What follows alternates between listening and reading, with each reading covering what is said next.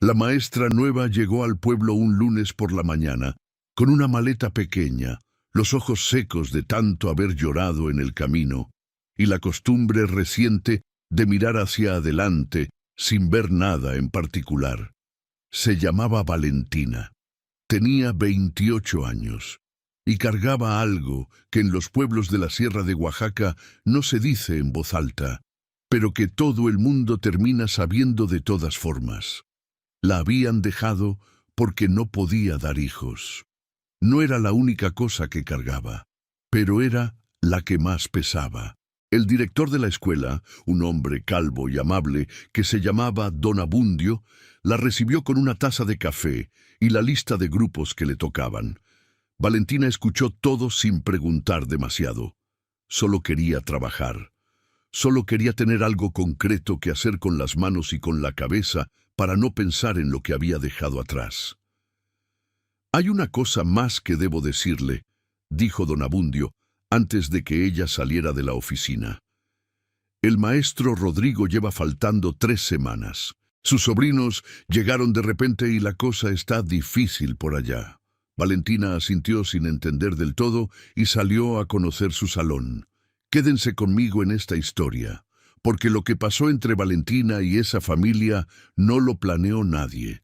Y al final, ustedes me dirán si creen, como llegó a creer Valentina con el tiempo, que a veces el camino más doloroso es el único que lleva exactamente a donde uno debía estar. Para entender por qué Valentina llegaba a ese pueblo con los ojos secos y la maleta pequeña, hay que retroceder 2 años, hasta el día en que el médico le dijo, con esa voz tranquila que tienen los médicos cuando dan noticias que no tienen remedio, que su cuerpo no podía llevar un embarazo a término. No era imposible del todo, explicó, pero era muy difícil, y los intentos serían largos, costosos y sin garantía de nada.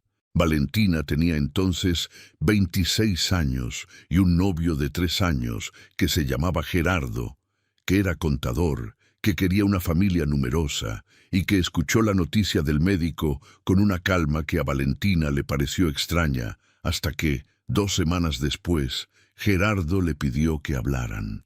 La conversación duró 40 minutos.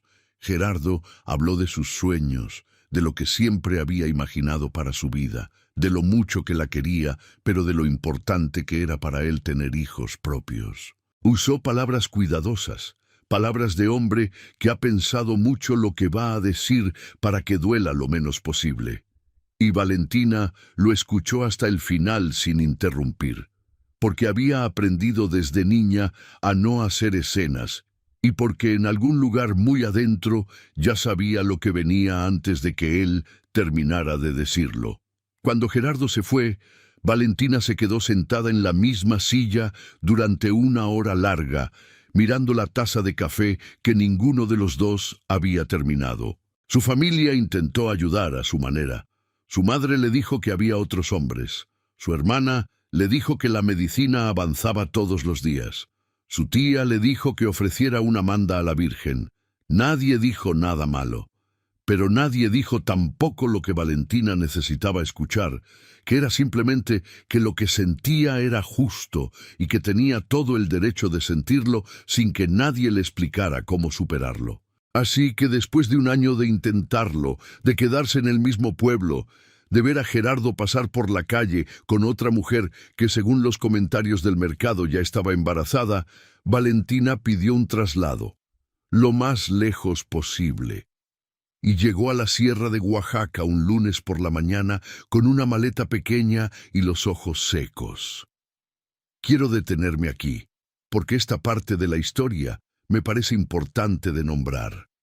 Valentina no era una mujer rota, era una mujer que había decidido, después de mucho dolor, que si el mundo donde estaba no tenía lugar para ella tal como era, iba a buscar otro mundo. Eso no es rendirse, eso es, a veces, la forma más valiente de seguir. El maestro Rodrigo vivía a 3 calles de la escuela, en una casa de adobe con un patio grande y una higuera que daba sombra a casi todo el corredor. Era un hombre de 40 años, delgado, de manos que delataban más tiempo entre libros que entre herramientas, con unos lentes de armazón oscura que se quitaba cuando pensaba y se ponía cuando necesitaba parecer que sabía lo que hacía. Había enviudado 4 años atrás. Su esposa, Lucero, había muerto de una enfermedad que llegó rápido y no avisó. Desde entonces, Rodrigo había vivido solo en esa casa grande, dando clases de historia y geografía en la misma escuela donde ahora llegaba Valentina, y aprendiendo, con la torpeza callada de los hombres que no piden ayuda, a cocinar algo más que huevos y frijoles de lata. 3 semanas antes de que Valentina llegara al pueblo, Rodrigo había recibido una llamada de su hermana desde la ciudad. Su hermana y su cuñado habían muerto en un accidente de carretera, y sus 5 hijos, que tenían entre 4 y 14 años, necesitaban a alguien que se hiciera cargo. Rodrigo era el único familiar disponible. Así que los 5 niños llegaron un miércoles con sus maletas y sus caras de no entender bien qué había pasado. Y Rodrigo los recibió en la puerta de su casa con la expresión de un hombre que sabe muchas cosas sobre el mundo antiguo y muy pocas sobre cómo calentar leche sin que se derrame.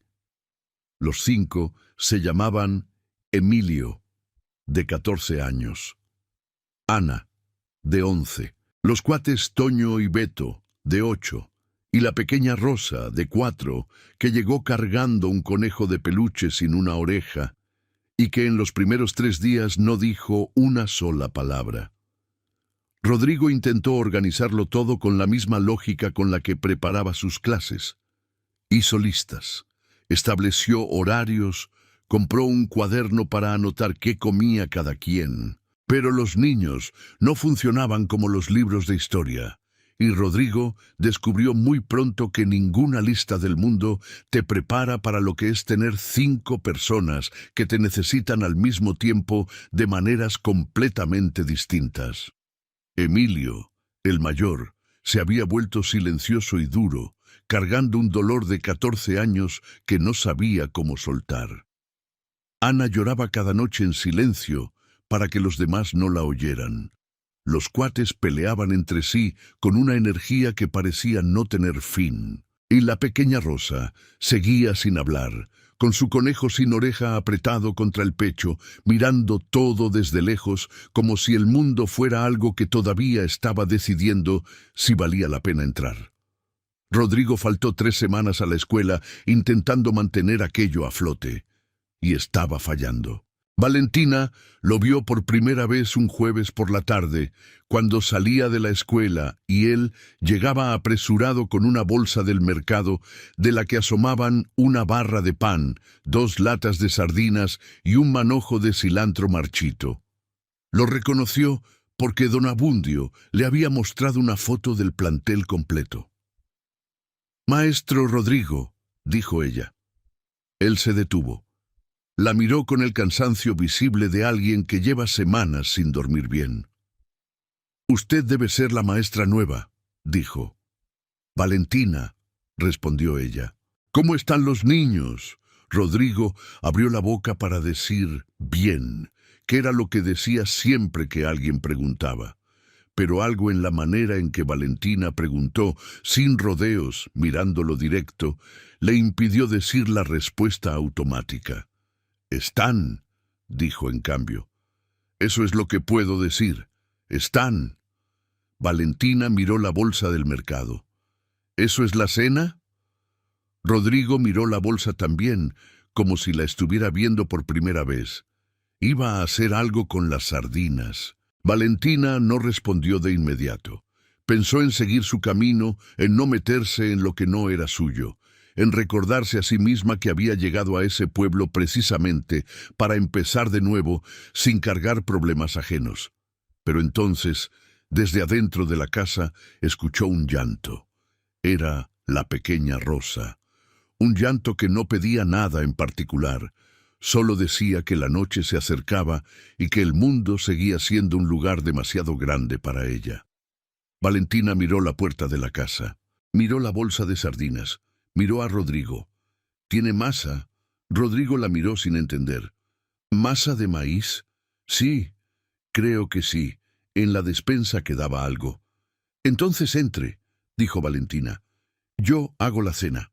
Quiero detenerme aquí un momento, porque Valentina no entró a esa casa porque se sintiera lista. Entró porque escuchó llorar a una niña y porque tenía masa de maíz disponible y porque a veces el destino no te pregunta si tienes ganas.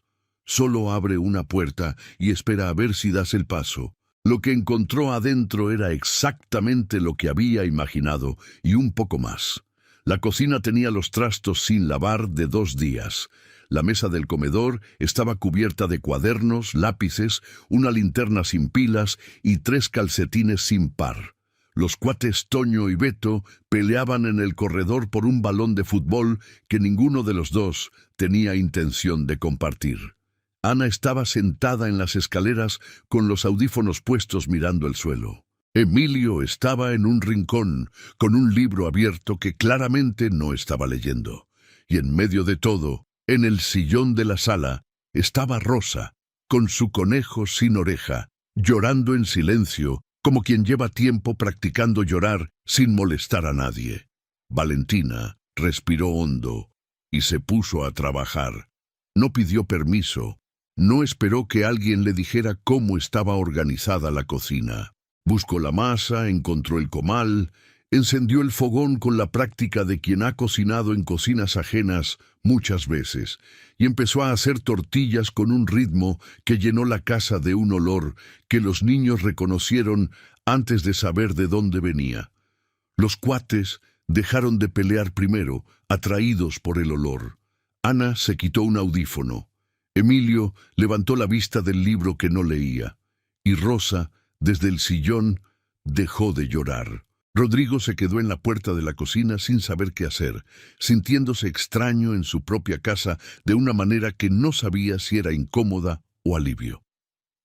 ¿Puedo ayudar en algo?, preguntó al fin. Sí, dijo Valentina, sin dejar de palmear la masa. Lave los trastos. Rodrigo lavó los trastos. Mientras cocinaba, Valentina fue hablando con los niños que se fueron acercando poco a poco, con esa curiosidad inevitable de los niños ante alguien nuevo que hace cosas con las manos y no les pide nada a cambio. Les preguntó sus nombres, les preguntó qué les gustaba comer, le preguntó a Toño si era él o Beto el que pateaba más fuerte, y Toño respondió que él, y Beto dijo que mentira, y por un momento los dos se olvidaron de pelear para ponerse de acuerdo en quién era mejor. Ana se sentó en el banco de la cocina sin que nadie la invitara. Emilio apareció en la puerta con el libro todavía en la mano, fingiendo que solo pasaba por ahí. Y Rosa llegó la última, despacio, con su conejo apretado contra el pecho, y se quedó parada junto a la mesa mirando a Valentina trabajar con esa atención profunda de los niños que observan antes de confiar. Valentina la miró. ¿Cómo se llama tu conejo?, le preguntó, como si fuera la pregunta más natural del mundo. Rosa no respondió, pero tampoco se fue. La cena estuvo lista 20 minutos después. Tortillas, frijoles con epazote, quesillo desmenuzado y salsa verde que Valentina hizo con lo que encontró en la despensa. Nada elaborado, pero la mesa olía a algo que esa casa llevaba semanas sin oler. A comida de verdad, a alguien que había cocinado pensando en los que iban a comer. Rodrigo miró la mesa y no dijo nada durante un momento. Luego miró a Valentina con una expresión que ella no supo interpretar del todo, que era una mezcla de gratitud y de algo parecido a la vergüenza de haber necesitado ayuda sin pedirla. «Gracias», dijo simplemente. «No fue nada», respondió Valentina, y recogió su bolsa para irse. «¿Mañana también viene?», preguntó Toño con esa directness de los niños de 8 años que no han aprendido todavía a disimular lo que quieren. Valentina se detuvo. Miró a Toño. Miró a los otros 4 niños que la miraban desde la mesa Miró a Rodrigo, que miraba a sus sobrinos con una expresión de hombre que entiende en ese momento algo que no había entendido antes. «No lo sé todavía», dijo Valentina. Pero mientras caminaba de regreso a su cuarto rentado esa noche, pensó en Rosa parada junto a la mesa con su conejo sin oreja, y supo que volvería. ¿Han pensado alguna vez en lo que significa que un niño te pregunte si vas a volver? No es una pregunta pequeña. Un niño que ya perdió a sus padres y te pregunta si vas a volver, está poniendo en tus manos algo que le costó mucho decidirse a entregar. Y Valentina lo entendió así, caminando sola por las calles oscuras del pueblo esa noche. Lo entendió y sintió el peso de esa pregunta en el pecho de una manera que hacía mucho tiempo no sentía nada. Volvió al día siguiente, y al otro, y al que vino después. Al principio fue práctica la cosa. Ella pasaba después de la escuela, hacía la cena, ayudaba a los niños con las tareas que Rodrigo no sabía cómo explicar sin volverse demasiado académico, y se iba antes de que oscureciera para que el pueblo no tuviera demasiado de qué hablar. Rodrigo volvió a la escuela la segunda semana. Se cruzaban en los pasillos con esa incomodidad de dos personas que comparten algo importante, pero no saben todavía cómo nombrarlo. Él le agradecía con palabras cortas. Ella respondía con gestos prácticos. Los dos cuidaban de no mirarse demasiado tiempo, pero los niños no entendían de esas distancias. Los cuates Toño y Beto empezaron a esperarla en la puerta a las 4 de la tarde, con la misma puntualidad con la que esperaban el recreo en la escuela. Ana empezó a contarle cosas en la cocina, cosas pequeñas de la escuela, de sus amigas, de una canción que le gustaba, como quien va abriendo una puerta milímetro a milímetro para ver si el otro lado es seguro. Emilio siguió guardando la distancia, pero una tarde le preguntó a Valentina si podía revisar su tarea de español, y esa pregunta, dicha con la indiferencia estudiada de un adolescente de 14 años que no quiere parecer que necesita algo, fue la primera grieta en el muro que había construido desde que sus padres murieron. Y Rosa fue la más lenta y la más completa. Durante las primeras 2 semanas, la niña seguía a Valentina por toda la casa en silencio, a 1 metro de distancia, con su conejo sin oreja. Valentina nunca le preguntó por qué no hablaba. Nunca intentó forzar una respuesta.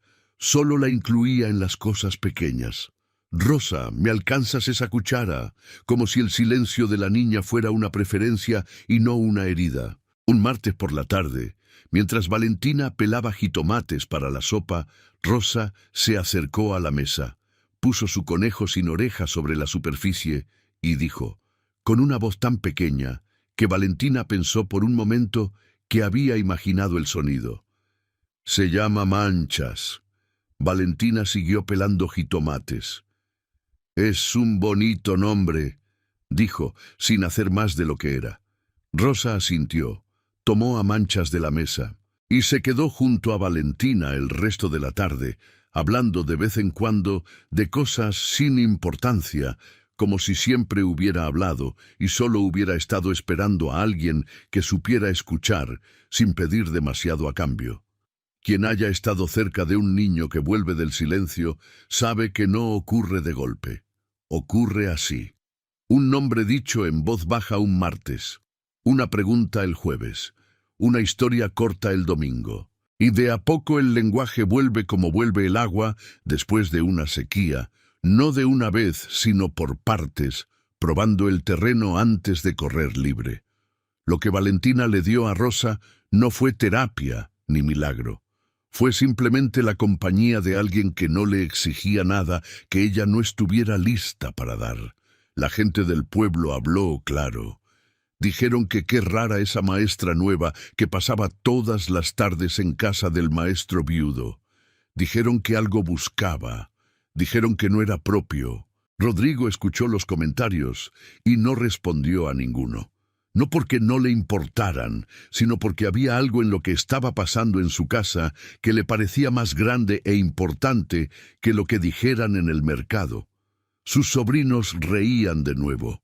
Rosa hablaba. Emilio había bajado la guardia lo suficiente para pedir ayuda con una tarea. Y la casa, que durante semanas había olido a lata de sardinas y a silencio pesado, ahora olía a epazote y a tortillas recién hechas, y a algo más difícil de nombrar, pero igualmente real. Un domingo por la tarde, cuando los niños estaban en el patio y los dos se habían quedado solos en la cocina recogiendo los trastos de la comida, Rodrigo le preguntó algo que llevaba semanas queriendo preguntar. ¿Por qué viene todos los días? Valentina tardó en responder. Siguió lavando un plato que ya estaba limpio. Porque los niños me necesitan, dijo al fin. Hay otras personas en el pueblo que podrían ayudar. Sí, pero viene usted. Valentina dejó el plato en el escurridor, se secó las manos en el delantal y respondió con una honestidad que la sorprendió a ella misma. Porque yo también los necesito a ellos. Rodrigo no respondió de inmediato. Miró por la ventana hacia el patio donde los cuates peleaban por el balón, y Ana leía en la hamaca, y Rosa le mostraba algo a manchas entre las plantas. No sé cómo agradecerle lo que ha hecho, dijo al fin. No me lo agradezca, dijo Valentina. Déjeme seguir viniendo. Rodrigo la miró, y por primera vez en muchas semanas sonrió de verdad. Los lunes a las 4 traen mucha tarea de matemáticas, dijo. Lo sé, respondió Valentina. Ya les avisé que voy a llegar a las 3:30. Quiero detenerme aquí, porque este momento entre Rodrigo y Valentina me parece uno de los más honestos de toda la historia. Ninguno de los dos habló de amor ni de futuro, ni de lo que el pueblo pensaría. Solo hablaron de lo que era verdad en ese momento, que ella necesitaba a esos niños tanto como ellos la necesitaban a ella, y que él, por primera vez desde que enviudó, no quería que alguien se fuera de su casa. A veces así empieza lo más importante, no con promesas grandes, con un horario acordado para las matemáticas del lunes. Pasaron los meses. Valentina dejó su cuarto rentado y se instaló en el cuarto de visitas de la casa de Rodrigo, un arreglo que el pueblo discutió durante semanas y que los dos ignoraron con la misma calma de quienes saben que lo que hacen es lo correcto, aunque no tengan todavía el papel que lo demuestre. Emilio cumplió 15 años y Valentina le organizó una pequeña celebración con pastel de piloncillo que ella misma hizo y que Emilio fingió que no le importaba, pero que guardó una foto en su teléfono. Ana la incluyó en su lista de personas a quienes mostrarle las cosas importantes. Los cuates Toño y Beto la nombraron árbitro oficial de todas sus disputas, que era la mayor demostración de confianza que dos niños de 8 años podían ofrecer. Y Rosa, que había llegado sin hablar, que había cargado su conejo sin oreja como único ancla al mundo, una mañana de martes, mientras desayunaban todos juntos, le preguntó a Valentina si podía peinarle el cabello antes de ir a la escuela. Valentina dijo que sí, y mientras le trenzaba el cabello a Rosa frente al espejo del baño, la niña la miró a través del reflejo y dijo, con esa naturalidad con la que los niños dicen las cosas más importantes, como si no supieran el peso de lo que están entregando. «Tú eres mi mamá ahora». Valentina se quedó con las manos en el cabello de la niña. Pensó en todas las veces que el mundo le había dicho que no podía ser madre. Pensó en Gerardo y en sus palabras cuidadosas. Pensó en el médico y en su voz tranquila. Pensó en el año entero que había pasado sintiéndose incompleta de una manera que ninguna palabra alcanzaba a describir del todo, y miró a Rosa en el espejo. «¿Tú quieres que lo sea?», le preguntó. Rosa asintió, con manchas apretado contra el pecho. «Entonces sí», dijo Valentina. «Soy tu mamá». y siguió trenzando el cabello, parpadeando rápido para que la niña no viera lo que se le había llenado en los ojos. Rodrigo estaba en la puerta del baño. Lo había escuchado todo. No dijo nada. Pero esa tarde, cuando los niños estaban dormidos y los dos se quedaron solos en la cocina con el último café del día, Rodrigo puso su mano sobre la de Valentina en la mesa y dijo algo que ella guardó para siempre. «El mundo se equivocó contigo». Valentina lo miró. «Sí», dijo, «pero me trajo hasta aquí». Quien haya escuchado que no puede tener algo que desea profundamente, sabe lo que es cargar esa palabra. No puedes. Dos palabras que pueden volverse una identidad entera si uno las deja. Valentina no las dejó. Las cargó el tiempo necesario y luego las dejó en el camino, en algún lugar entre su pueblo y la sierra de Oaxaca, sin saber que al final del camino había 5 niños que no necesitaban que ella los pariera para necesitarla de todas las maneras que importan. Pasaron los años. Rodrigo y Valentina se casaron en una ceremonia pequeña en el patio de su casa, con la higuera dando sombra y los 5 niños de testigos. No fue una boda de vestido largo ni de mariachi. Fue exactamente lo que eran ellos: sencilla, honesta y llena de las personas que importaban. Emilio creció y estudió, y en su discurso de graduación mencionó a la maestra Valentina como la persona que le había enseñado que pedir ayuda no era debilidad, sino inteligencia. Ana se volvió maestra también, porque había crecido viendo a 2 maestros construir una familia y había entendido que enseñar no era solo dar clases. Los cuates Toño y Beto siguieron siendo inseparables e insoportables a partes iguales, y Valentina los quería por exactamente esas razones. Y Rosa, que había llegado sin hablar, creció con la costumbre de decir todo lo que pensaba en el momento exacto en que lo pensaba, como si hubiera guardado tanto silencio al principio de su vida que después no quisiera desperdiciar ninguna palabra. Un día, ya adulta, Rosa le preguntó a Valentina algo que ninguno de los otros 4 había preguntado directamente. ¿Alguna vez pensaste que no ibas a poder ser mamá? Valentina la miró y respondió con esa honestidad tranquila que se aprende después de mucho dolor. Sí, durante mucho tiempo lo pensé. ¿Y ahora? Valentina miró el patio de la casa, los 5 lugares en la mesa, la hamaca donde Ana había leído de niña, el rincón donde Rosa había estado parada con manchas la primera noche. Ahora pienso que el mundo no sabía lo que decía. Rosa sonrió y le tomó la mano a su madre, que no la había parido, pero que había estado ahí cada mañana desde que ella tenía 4 años, trenzándole el cabello y escuchándola y diciéndole que sí, cuando el mundo entero le había dicho que no. Ustedes, que llegaron hasta el final de esta historia, díganme, ¿creen que hay dolores que en realidad son caminos? ¿Que hay puertas que se cierran no para castigarnos, sino para empujarnos exactamente hacia donde debíamos estar? ¿O será casualidad que la mujer a quien rechazaron porque no podía dar hijos fuera precisamente la que 5 niños sin madre estaban esperando? Yo solo cuento lo que pasó. Creer, eso ya lo dejo en su corazón.